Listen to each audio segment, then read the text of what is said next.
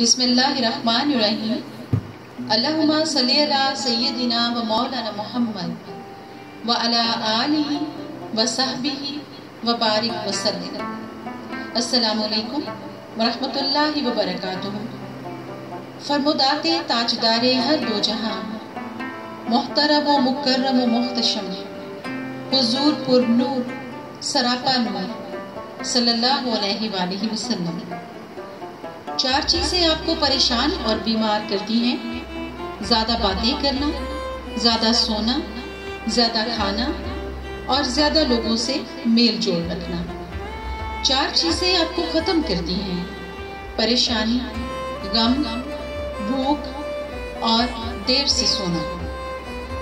چار چیزوں سے چہرے کی رونق ختم ہو جاتی ہے اور خوشیاں چلی جاتی ہیں: جھوٹ بولنا، عزت نہ کرنا یا کسی غلط چیز پر بھی اصرار کرنا، اور بغیر معلومات اور بغیر جانتے ہوئے بحث کرنا، کسی غلط چیز کو بے باکی سے بغیر کسی خوف کے کرنا۔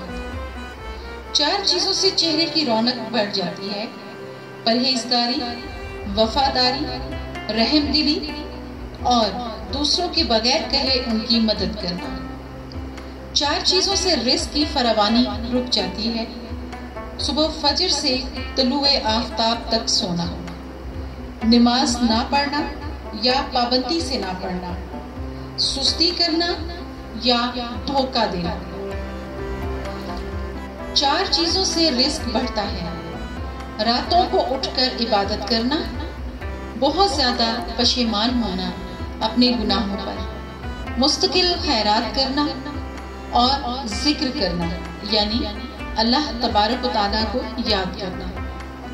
آپ صلی اللہ علیہ وآلہ وسلم نے مزید فرمایا: دوسروں تک پہنچاؤ چاہے تم ایک آیت ہی جانتے ہو، اور یہ ایک آیت حساب کتاب کے دن کام آئے گی۔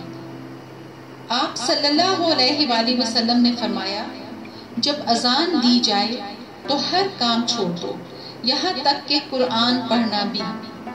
جو شخص اذان کے درمیان بات کرتا ہے تو ڈر ہے کہ موت کے وقت اسے کلمہ نصیب نہ ہو۔